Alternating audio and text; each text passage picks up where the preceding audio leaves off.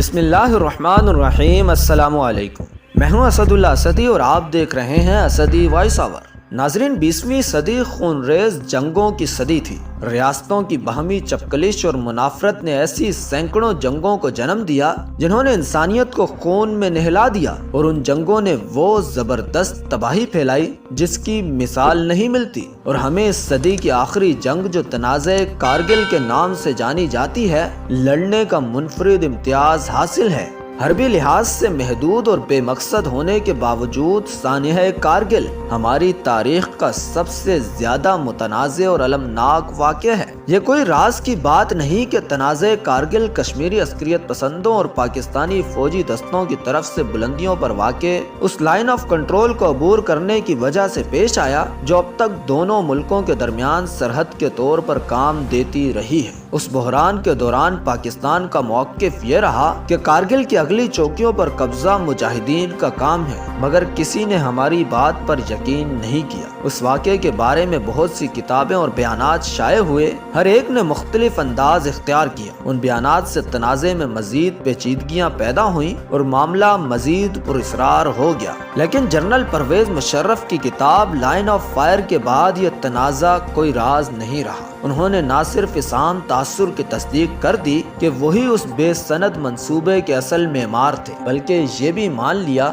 کہ پاک فوج اکتوبر 1998 عیسوی سے ان تیاریوں میں مصروف تھی جسے انہوں نے دفاعی اور احتیاطی تدابیر کا نام دیا۔ دلچسپ بات یہ ہے کہ مشرف صاحب نے یہ دعویٰ کر کے اپنی اصل اندیے کا اظہار کر دیا کہ کسی جارحانہ آپریشن کی باقاعدہ منصوبہ بندی نہیں کی گئی تھی۔ لائن آف کنٹرول پر خالی جگہوں کے درمیان نقل و حرکت کسی معاہدے کی خلاف ورزی نہیں تھی، اور جو کچھ بھی کیا گیا وہ مقامی کمانڈروں کے دائرہ اختیار میں آتا تھا۔ شاید وہ درست کہتے ہوں، لیکن اس معاملے میں ایسا لگتا ہے کہ مقامی کمانڈر جو نئے میجر جنرل بنے تھے اور اپنی اعلیٰ تعلیمی صلاحیتوں کی وجہ سے مشہور تھے، عملی تجربہ نہ ہونے کی وجہ سے نظری تعلیمات میں الجھ کر رہ گئے اور اس آپریشن کے نتیجے میں پیدا ہونے والے خطرات کا احاطہ نہ کر سکے۔ انہوں نے جو سوچا اس پر عمل کر دیا اور اس کا احساس نہ کیا کہ فریق مخالف بھی جوابی کارروائی کا حق رکھتا ہے۔ ظاہر ہے معاملات ہاتھ سے نکل گئے۔ سب سے افسوسناک بات یہ ہے کہ جنرل مشرف نے کارگل کی کہانی بیان کرتے ہوئے اپنی ناقص منصوبہ بندی اور عاقبت ناندیش آپریشن کا دفاع کرنے کی کوشش کی تھی۔ انہوں نے کارگل آپریشن کو پاک فوج کی تاریخ میں ایک اہم سنگ میل قرار دیا۔ کوئی معقول شخص ان کی رائے سے اتفاق نہیں کرتا۔ پوری دنیا کارگل کے بارے میں مختلف رائے رکھتی ہے۔ فوج کے سینئر ترین افسر بھی اس آپریشن پر موترس ہیں۔ لیفٹیننٹ جنرل ریٹائر علی قلی خان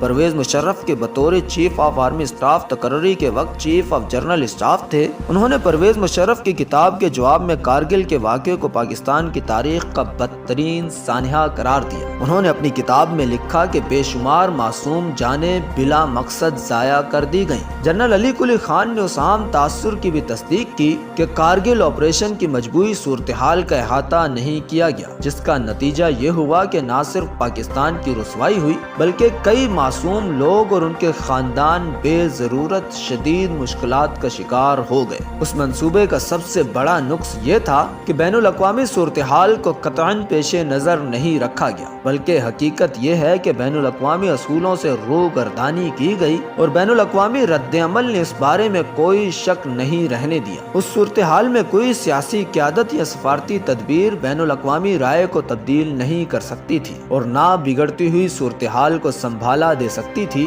پرویز مشرف کا یہ دعویٰ کہ فوجی فتوحات کو سفارتی شکست میں بدل دیا گیا حقائق سے انحراف ہے اور اس ذہنیت کا عکاس ہے جو تدبیراتی سوچ سے آری اور اپنی غلطیوں کے الزام دوسروں کے سر تھوپنے کی متلاشی ہو۔ کارگل سے ہمیں حاصل کیا ہوا، اس کا صحیح جواب تو تاریخ نے دے دیا۔ کارگل کو کسی بھی نقطہ نظر سے دیکھیں، یہ ظاہر ہوتا ہے کہ یہ پاکستان کے لیے ایک عظیم سانحہ تھا اور اس سے پاک بھارت تعلقات پر منفی اثرات مرتب ہوئے۔ سفارتی محاذ پر ہم نے بین الاقوامی برادری کے منفی رد عمل کا توڑ کرنے کی اپنی سی کوشش کی، لیکن دنیا نے بین الاقوامی طور پر تسلیم شدہ لائن آف کنٹرول کے پار تراندازی کو پاکستان ہی کے کھاتے میں ڈالا۔ بڑی طاقتیں جنہیں سیٹلائٹ کے ذریعے مشاہدے کی جدید ترین سہولتیں حاصل تھیں، ہم پر تراندازی کا الزام لگایا اور وہ اس تشویش میں مبتلا ہوئے کہ کہیں ایٹمی جنگ نہ چھڑ جائے۔ ان بین الاقوامی خدشات کے پیش نظر کارگل صرف پاک بھارت معاملہ نہیں نہیں رہ گیا تھا، پوری دنیا بجا طور پر متفکر تھی اور ہم سے واپسی کے لیے کہا گیا۔